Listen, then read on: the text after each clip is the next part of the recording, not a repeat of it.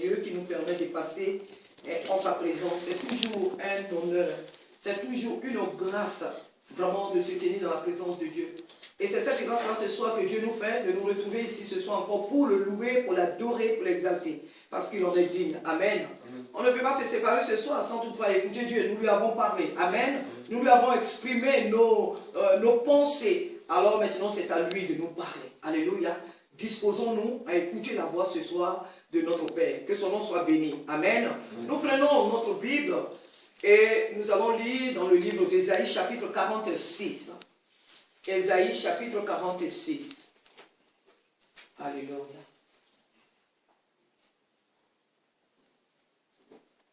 Si vous l'avez trouvé, j'ai lu. Amen.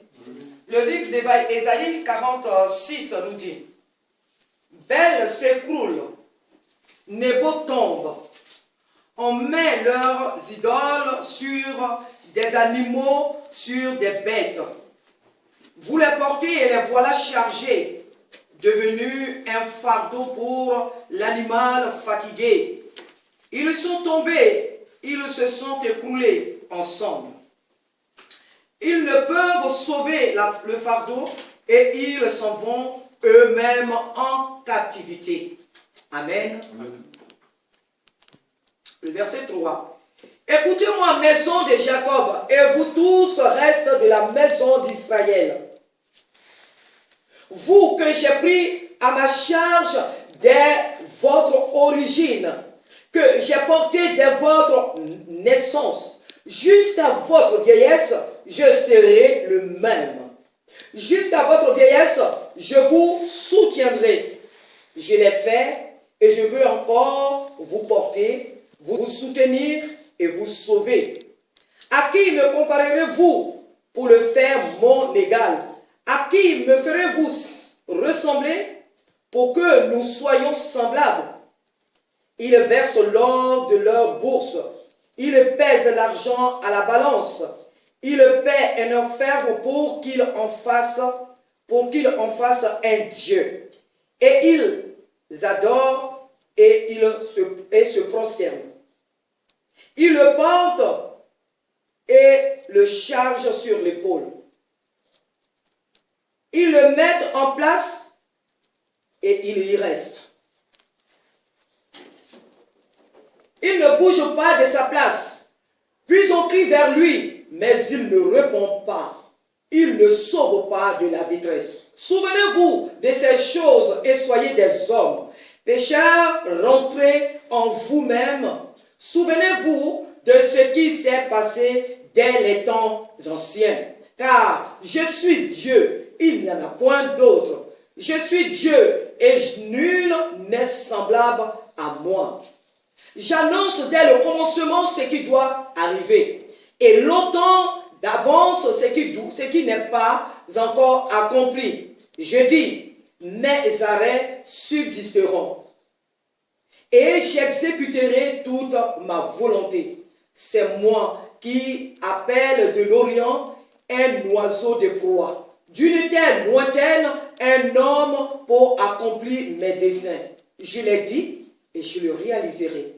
Je l'ai conçu et je l'exécuterai. Écoutez-moi, gens endurcis de cœur, ennemis de la droiture. Je fais approcher ma justice, elle n'est pas loin.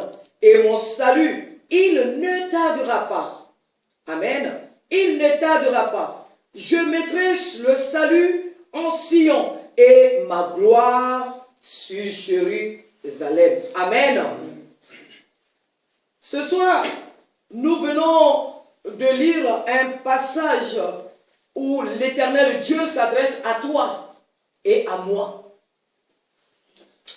Et quand on voit à partir du verset 1 jusqu'au verset, je peux dire jusqu'au verset 2, on croirait que ici Dieu parle de ce que font les païens, c'est vrai. De comment est-ce qu'ils se font des dieux, ils se taillent des bois et ils les mettent en place et qu'est-ce qu'ils font? Ils se prosternent. On les voit souvent à travers les documentaires, il y a beaucoup de peuples qui le font. Mais ici aussi, souvenons-nous que la parole de Dieu s'adresse d'abord à son Église. Dieu parle à son peuple. La parole de Dieu ne s'adresse jamais aux absents, elle s'adresse à ceux qui sont présents, à celles qui sont présentes. Et ici, dans ce passage, nous pouvons voir aussi deux catégories de chrétiens. Les chrétiens qui sont dans la maison de Dieu, mais qui ont une vie qui n'est pas conforme à la parole de Dieu, qui se sont fait une image de ce Jésus-là qui n'agit pas, de ce Jésus-là qu'on ne doit pas déranger, de ce Jésus-là qu'on doit parler qu'à distance, celui-là qui n'est jamais prêt, mais qui est toujours loin. Ils se font ce Jésus et ils le posent là. Il ne sauve pas dans les situations difficiles, il n'est pas capable d'intervenir, il n'est pas capable de parler. C'est ce Jésus-là que certains chrétiens se sont aussi fabriqués. Ce soir, notre message, sinon le thème de notre message est tout simplement écouter. Alléluia. Écoutez qui? Écoutez Dieu. À partir du verset 3, le Seigneur nous dit ceci. Écoutez-moi. Je pouvais m'arrêter là. Alléluia. Le Seigneur dit, écoutez-moi. Écoutez-moi veut dire, ayez le regard fixé sur moi. Ayez le regard fixé sur moi. Portez toute votre attention sur moi. Fixez vos regards sur moi. Quel que soit tout ce qui se passe autour de vous. Quel que soit tout ce que vous voyez, quelles que soient les situations autour de vous, de tout ce qui se passe, fixez vos regards sur moi. Écoutez-moi. Notre message, le Seigneur nous appelle à l'écouter. Écoutez-moi. Pas écouter Isaïe, pas écouter Moïse, pas écouter un prophète ou une prophétesse. Mais Dieu nous appelle ce soir à l'écouter. Alléluia. Écouter Dieu, c'est lui obéir. Écouter Dieu, c'est l'honorer. Écouter Dieu, c'est lui donner la première place dans sa vie. Dans Psaume, si je me rappelle bien, je crois que c'est Psaume chapitre 37. Alléluia. Je vais lire. Parce que ce que nous lisons, pour ce que nous lisons, il nous faut vraiment des preuves. Alléluia.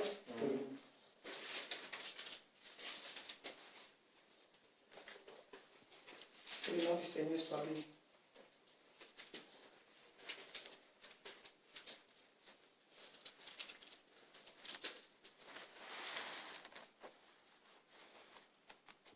La parole de Dieu nous dit dans le livre des Psaumes, chapitre, nous voyons dans le livre même du chapitre 37, il dit, ne t'irrite pas contre les méchants, n'envie pas ceux qui font le mal, car ils sont fauchés aussi vite que l'herbe. Amen. Amen.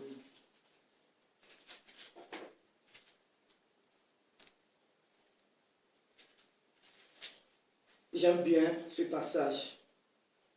Alléluia. J'aime bien ce passage de la parole de Dieu, de ce livre d'Ésaïe. Le livre d'Ésaïe 46. J'aime beaucoup ce passage. J'aime beaucoup ce passage. Parce que Dieu nous enseigne. Parce que Dieu nous interpelle. Parce que Dieu nous rappelle qui il est. Parce que Dieu veut que son peuple puisse demeurer dans la victoire.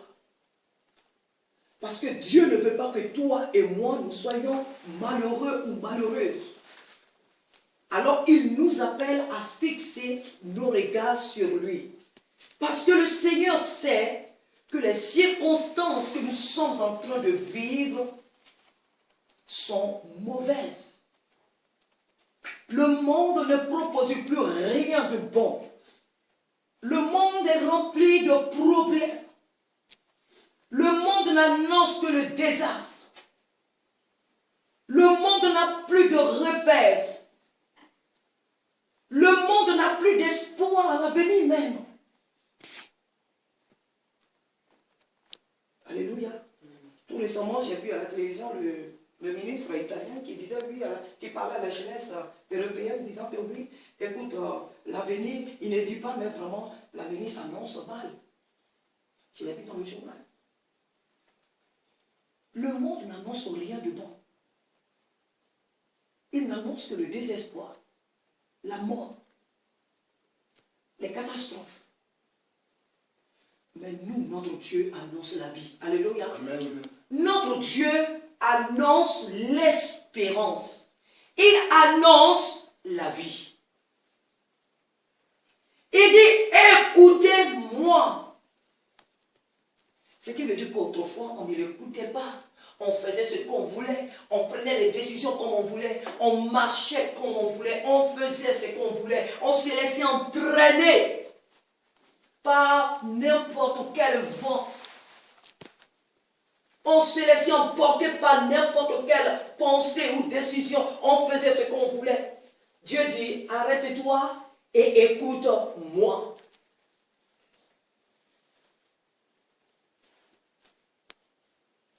Non seulement il nous appelle à l'écouter, mais voilà ce que Dieu nous dit.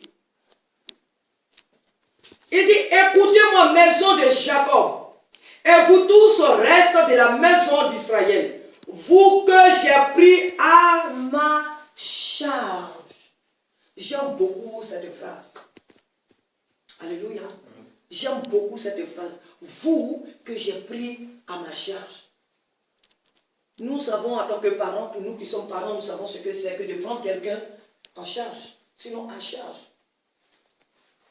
Lorsque nous prenons quelqu'un en notre charge, cette personne dépend de nous.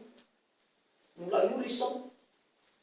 Nous faisons tout pour la personne. Elle n'a rien à faire. Nous avons déjà la charge de nos propres enfants. Ils sont à notre charge. Nos enfants. Lorsque tu as la charge de quelqu'un, tu n'as plus rien à faire. C'est la personne qui s'occupe de toi, tes vêtements, tes études, tout, mais vraiment tout. Tu n'as rien à faire parce que tu as la charge de quelqu'un. C'est cette personne qui s'occupe de ta vie, de ton devenir. Le Seigneur dit, vous que j'ai pris à ma charge. Parce qu'on l'avait oublié. Voilà pourquoi il nous appelle à fixer nos regards sur lui. Et à savoir que c'est lui, notre Dieu. Il nous a pris à sa charge depuis notre origine. Avant même qu'on ne naisse, Dieu nous avait déjà pris à sa charge. Nous lui appartenons.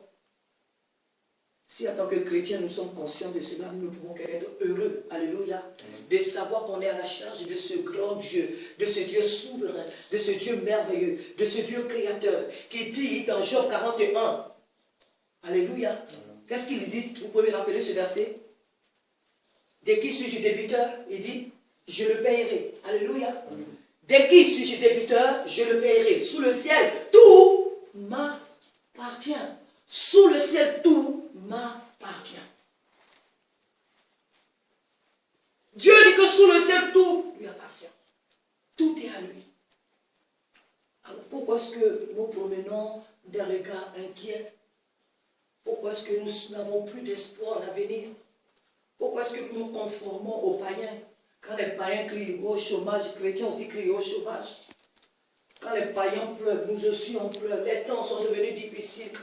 Quand les païens pleurent parce que les denrées alimentaires sont devenues chères, les chrétiens aussi pleurent parce que les denrées alimentaires sont chères. Le Seigneur ne nous dit-il pas dans le livre de Matthieu chapitre 6, le Seigneur ne nous dit pas dans ce chapitre, ne vous inquiétez pas de votre devenir. Je vais le résumer comme ça. Ne vous inquiétez pas de votre devenir, de ce que vous allez manger, de ce que vous allez boire. Ne vous inquiétez pas de ces choses. C'est le monde qui s'en inquiète. C'est le monde qui se soucie de ces choses-là. Vous, mes enfants, ne vous inquiétez pas de ces choses. Ne vous souciez pas de votre devenir. Et il nous donne même l'exemple des oiseaux qui sont là, que nous voyons toujours dessus de nous, ces oiseaux-là. Le Seigneur dit que lui, il prend soin d'eux. Lui, il les nourrit. Quand il écrit, lui, il répond à leur appel. À plus forte raison, nous, pour lesquels Jésus a payé le prix. À combien plus forte raison ce Père ne répondra-t-il pas à nos besoins? Il dit, vous que j'ai pris à ma charge dès votre origine. Il dit, jusqu'à votre vieillesse, je veux encore vous soutenir, je veux encore vous sauver, je veux encore vous guérir, je veux encore vous rendre heureux, je veux encore vous enrichir, je veux encore vous consoler. Jusqu'à votre vieillesse, je serai le même Dieu. Je ne changerai pas. Jusqu'à votre vieillesse, je resterai toujours ce même Dieu-là. Nous ne connaissons pas le Dieu que nous adorons. C'est dommage. Nous croyons que lorsque nous venons dans la maison de Dieu, on adore ce Dieu-là que nos yeux physiques naturels ne voient pas. On adore, mais c'est une perte de temps, il ne répond pas. Quand on l'appelle, il ne répond pas. Quand on lui demande quelque chose, il ne se presse pas de répondre. Et puis, bon, écoute, parce que comme il nous commande, comme il tient notre vie, si tu ne l'adores pas, peut-être qu'il va te tuer, il ne sait pas qu'il se fait. Donc, bon, écoute, il faut l'adorer. Non, ce n'est pas un Dieu de quand même. Ce n'est pas un Dieu de non, comme je n'ai pas le choix. Dieu est notre vrai Père. Alléluia. Dieu est notre vrai Père. Il est notre vrai Père. Mes frères et sœurs, il faut avoir une vie de prière pour savoir que Dieu est notre vrai Père. Il dit, approchez-vous de moi et je m'approcherai de vous. Dieu est notre vrai Père. Et quand tu as appris à compter sur lui, quelles que soient les difficultés dans ta vie, quels que soient les problèmes dans ta vie, tu ne baisses jamais la tête. C'est ceux qui t'entourent qui pleurent à ta place. C'est ceux qui t'entourent qui se lamentent à ta place. Mais toi, en tant qu'enfant de Dieu, tu lèves toujours la tête. Parce que tu sais en qui tu as cru. Parce que tu sais que ce Père-là, il est avec toi. Et qu'il ne t'abandonnera jamais. Dans ce même Ésaïe, à partir même du verset, du chapitre 40, jusqu'à ce chapitre 46, même jusqu'au chapitre 60, il dit, je ne te délaisserai point et je ne t'abandonnerai point. Il dit, je ne te délaisserai point et je ne t'abandonnerai point. Frères et sœurs, les temps sont vraiment mauvais. Et le Seigneur nous appelle à l'écouter. Dieu nous appelle à fixer nos regards sur lui. Nous n'adorons pas un Dieu caché quelque part, qui vient se révéler à nous de temps en temps. Il est en nous, il est avec nous. Quels sont les problèmes pour lesquels nous crions à lui? Il nous a même donné l'exemple, Jésus nous a donné l'exemple de la veuve qui a importuné ce juge unique. La persévérance dans la prière. Mais malheureusement, nous les chrétiens, on n'est pas persévérants. Hein. Quand on prie pour un problème 2 ou 3 fois, 4 fois, et quand on ne voit pas la réponse, on se lasse. Et on passe à autre chose. On n'a pas une vie de prière. Réalisons que Jésus lui-même, le Dieu créateur de l'univers, fait homme, fait chair. Pour toutes les décisions qu'il prend, dans tout ce qu'il fait, il prie. Jésus prie. Il a une vie. Il a eu une vie de prière sur la terre. Jésus, dans tout ce qu'il doit faire, il avait une vie de prière. Et nous qui sommes les hommes, à 100% hommes, nous n'avons pas une vie de prière. Nous nous contentons de venir à l'église, de lire la Bible, on ne la médite même pas, mais on la lit. Et on veut que tout tombe comme ça du ciel. Dieu n'a rien fait avec la facilité. Alléluia. Dieu n'a rien fait avec la facilité. La parole de Dieu nous dit dans Genèse que Dieu a fait les cieux et la terre en 6 jours. Et tout ce qui s'y trouve en 6 jours. Et le 7e jour, Dieu s'est reposé. Alors, donc, Dieu, quelque part, il a travaillé. Et il travaille. Même jusqu'aujourd'hui, Dieu travaille dans ta vie. Dieu travaille dans ma vie. Dieu travaille encore.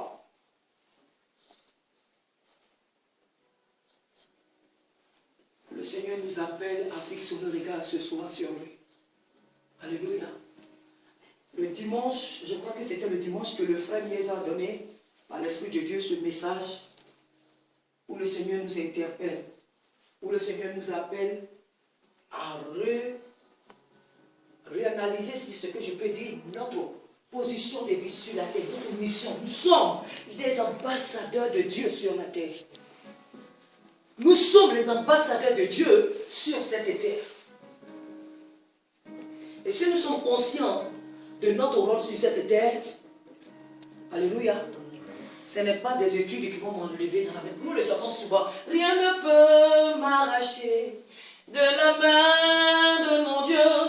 Rien ne peut m'arracher de la main de mon Dieu.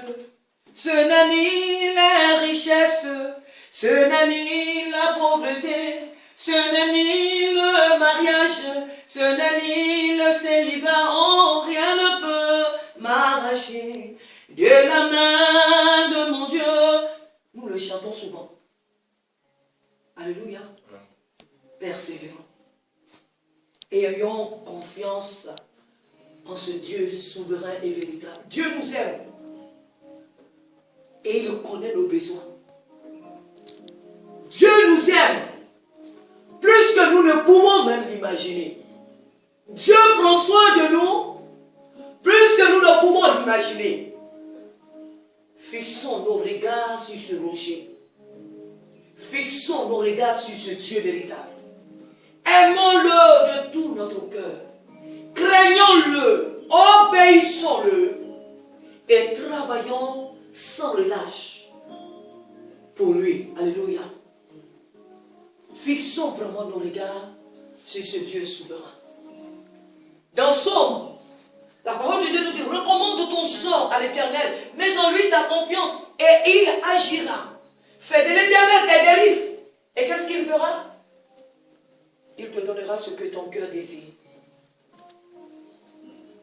Il dit, vous que j'ai pris à ma charge. Dieu ne parle pas parce qu'il faut parler. Hein. Vous que j'ai pris à ma charge. Il dit, jusqu'à ta vieillesse, il sera là toujours. Jusqu'à ta vieillesse, il sera là toujours. Quels que soient les problèmes que toi et moi nous allons traverser, que nous traversons, Dieu dit qu'il est là. Alors nous devons apprendre à compter sur lui. Que les hommes nous abandonnent, il est là. Que les amis nous abandonnent, les parents, il est là avec nous. Jour et nuit, il est là avec nous. C'est lui qu'il faut écouter. Parce qu'il est notre vrai conseiller. L'Esprit de Dieu nous a été envoyé comme qui? Consolateur, conseiller, guide, protecteur. Il est notre véritable conseiller. C'est pourquoi il dit, écoutez-moi. Parce qu'il a des véritables conseils à nous donner. Parce que c'est lui notre boussole. Si nous n'écoutons pas ce Dieu, nous allons toujours aller d'échec en échec dans notre marche. Nous serons des chrétiens frustrés. Si nous n'écoutons pas, nous serons toujours des chrétiens frustrés. Dans notre marche avec. C'est pourquoi il dit, écoutez-moi. Et nous voyons le livre même, les livres des proverbes, où l'Esprit de Dieu appelle toujours l'enfant de Dieu, mon enfant, écoute. Mon enfant, écoute-moi. Le commencement de la sagesse et la crainte de l'Éternel. Mon enfant, écoute-moi. Alléluia. Dieu nous appelle à l'écouter. Si nous écoutons Dieu, nous serons heureux. Mais si nous n'écoutons pas Dieu, que nous voulons écouter ce monde et ses problèmes, dès que tu allumes la télévision, tel a tué tel enfant a tué ceci, tel a violé ceci, cela, tel est parti ceci, cela. Il n'y a plus de travail, il n'y a plus d'argent, c'est telle personne qui a volé la banque, c'est telle personne qui a placé ses sous en Suisse, c'est telle personne qui a fait ça, c'est telle personne qui a dévalisé, c'est telle personne. Si nous écoutons ce monde, le monde va nous donner son image. Nous n'allons plus ressembler aux enfants de Dieu. Mais nous allons nous morfondre dans la moule du monde. Nous allons ressembler à ce monde. Dieu veut que nous l'écoutons. Alléluia. C'est en cela que nous serons heureux. Parce qu'il a des véritables conseils à nous donner. Parce qu'il est notre véritable guide. En l'écoutant, il saura te dire, mon fils, ma fille, non, ne fais pas ça, c'est ça qu'il faut faire. Non, ne passe pas ici, c'est là qu'il faut passer. Non, attends. Non, maintenant lève-toi. Non, maintenant viens. Non, pour le moment ne viens pas. Il a des véritables conseils à nous donner. Alléluia. Éternel, tu me sondes, tu me quand je m'assieds et quand je me lève, tu pénètres de loin mes pensées. Tu pénètres de loin mes pensées. Éternel, tu me sondes, tu me connais. Tu sais quand je m'assieds et quand je me lève, tu pénètres de loin mes pensées. Tu pénètres de loin mes pensées. Éternel, tu me sondes, tu me connais. Tu sais quand je m'assieds et quand je me lève, tu pénètres de loin mes pensées. Tu pénètres de loin mes pensées. Que Dieu nous aide ce soir à savoir qu'il est le seul qui nous connaît. Alléluia. Il nous connaît plus que nous-mêmes. Dieu nous connaît plus que notre mère, que notre père, que notre frère. Dieu nous connaît plus que nous-mêmes. On n'a même pas parlé de d'autres personnes. Dieu nous connaît. Alors, il mérite qu'on se confie réellement en lui. Il mérite qu'on l'écoute. Il mérite qu'on s'attende à lui. Parce qu'il nous aime tellement qu'il a donné son fils Jésus mourir pour nous. C'est par amour que Dieu l'a fait. C'est par amour que depuis notre origine, il s'est chargé de nous protéger. Il s'est chargé de pourvoir tous nos besoins. S'il ne l'a pas encore fait, ce que nous attendons, ou ce que tu attends, s'il ne l'a pas encore fait, attends-toi à lui. Habakkuk, nous le voyons. Habakkuk chapitre 2, qu'est-ce qu'il dit? Si la promesse est tarde, attends-la. Car elle s'accomplira certainement. Alléluia. Elle s'accomplira certainement. Que le nom du Seigneur ce soir soit béni, frères et sœurs. Que le nom de notre Dieu soit béni. Parce que Dieu nous aime tellement qu'il nous a pris à sa charge.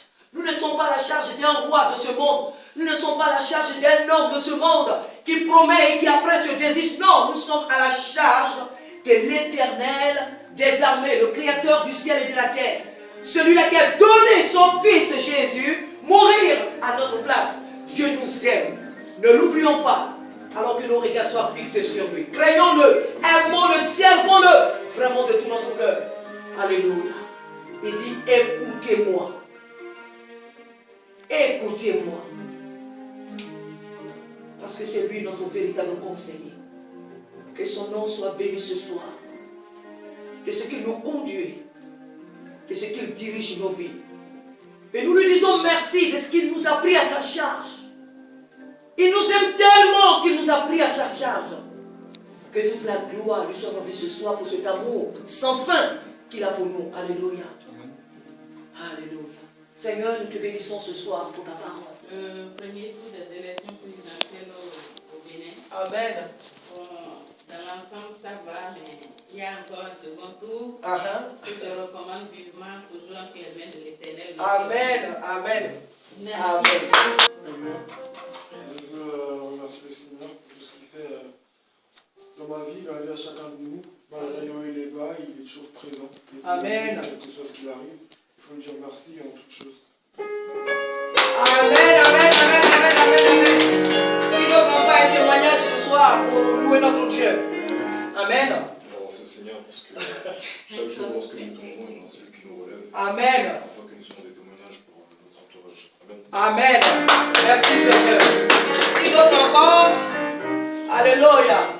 Je bénis le nom du Seigneur car j'ai trouvé un peu de soulagement pour ma douleur de pied. Amen. Alléluia. Gloire à Jésus. Il est le Dieu qui guérit. Amen. Que le nom du Seigneur soit béni. Qui d'autre encore? On est 7. On a rempli la semaine. Alléluia. Sinon 6, 7. Voilà. Qui a un témoignage encore? Moi, je bénis déjà le nom du Seigneur pour ce qu'il a permis que je sois ici ce soir. Alléluia. C'est pour moi toujours une grâce, un honneur vraiment de me retrouver dans la présence de Dieu. Alléluia. J'ai vraiment tout un grand intérêt à dire merci à Dieu parce que quand je sors d'ici, quand je vais dans les hôpitaux que je vois des malades qui sont couchés, ce n'est pas parce que je suis mieux que... Alléluia. Si moi je me porte bien, c'est tout simplement une grâce que j'ai de la part de l'Éternel. Il y a des mamans comme moi qui sont en ce moment couchées dans les hôpitaux. Amen. Moi, j'ai la grâce de bien me porter et d'être dans la présence de Dieu. Je lui dis merci pour cette grâce. Amen. Je lui dis merci pour la grâce qu'il m'a faite de le connaître, de l'avoir comme Seigneur et Sauveur. Amen. Que son nom soit béni. Alléluia. Que son nom soit béni. Qui d'autre a un témoignage? Alléluia. Quand je viens dans la maison de Dieu, j'ai plus envie de partir. Alléluia. J'aime la présence de mon Père. Je pourrais passer la nuit ici. Amen. Mais c'est vrai, la parole de Dieu dit que l'Esprit de Dieu est soumis au prophète. Amen. Alléluia. Alléluia.